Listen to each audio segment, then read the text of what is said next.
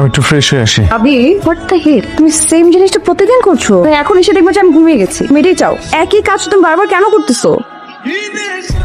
তুই আমার উপরে ছেড়ে দে, দেখ আমি কেমন কনভিন্স করে ওকে পানিটা খাওয়াই। আপু কেমন আছেন? কখন আসছেন? ভালো, এই তো একটু আগে আসলাম। নাও তো পানিটা খেয়ে ফেলো।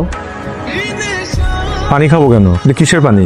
একটা খুব নাম করা হুজুরের কাছ থেকে পানি পড়াটা এনেছি, নাও খেয়ে নাও ভাইয়া। কিন্তু আপু আমার তো কোনো সমস্যা নেই, আমি কেন ওই পানি খাবো? আরে পানি খাওয়ার জন্য কোনো কারণ দরকার হয় নাকি?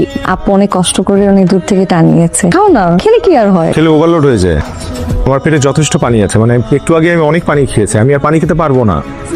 যদি দরকার হয় তাহলে তোমরা এটা রেখে দাও, আমি পরে খেয়ে নিবো না। আবির, এটা রেখে দেওয়া যাবে না, এখনই খেতে হবে। আপু আমার সংসারে না আমি অযাচিত হস্তক্ষেপ পছন্দ করি না। আপনি এই পানিটা আমাকে কেন খাওয়াতে চাচ্ছেন আমি খুব ভালো করেই বুঝতে পারছি, কিন্তু আমার কথা হচ্ছে আমি এই পানিটা খাবো না। দেখো আবির, আমি তো তোমাদের বড়, তাই না? আমার ছোট বোন মন খারাপ করে থাকে একটা বাচ্চার জন্য, আমি তো তোমাদের ভালোর জন্য এটা করছি, তাই না? পানি পরোটা খেলে কি হবে? এমনও তো হতে পারে এটা খেলে তুমি যে সন্তান নিতে ভয় পাচ্ছ। আমি ভয় পাচ্ছি এটা আপনাকে কে বললো? আমি বলেছি? তাহলে সন্তান নিতে চাচ্ছ না কেন? সবাই তো আমাকে জিজ্ঞেস করে। আমাদের জীবনে এই সবাইটা কবে থেকে গুরুত্বপূর্ণ হয়ে গেল? তার মানে তুমি আসলে বাচ্চা নিতে চাচ্ছ না, তাই তো? অবশ্যই চাচ্ছি, কিন্তু এখন না। সবকিছু প্ল্যান ওয়াইজ করতে চাই, আমি তাড়াহুড়া করতে চাই না। Loud and clear.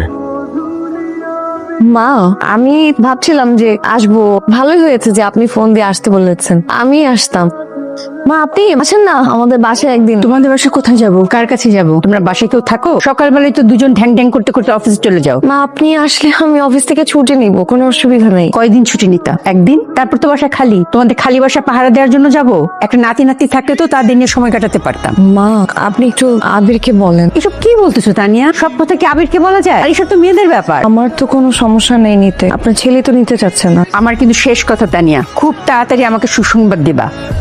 আর একটা কথা, এইসব কথা আবার আবিরকে বললে আমাদের মা ছেলের মধ্যে সম্পর্কটা খারাপ করো না, মনে থাকে যেন।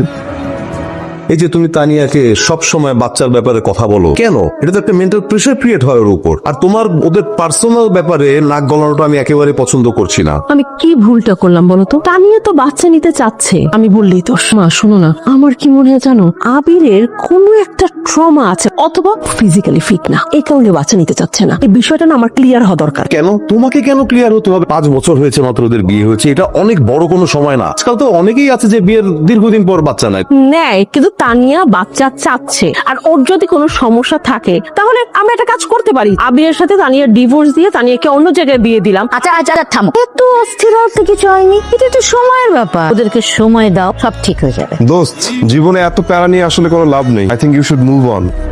না মানে তানিয়ার জায়গায় থাক, তুই চাইলে আমিও একটু ম্যানেজ করে দিতে পারি।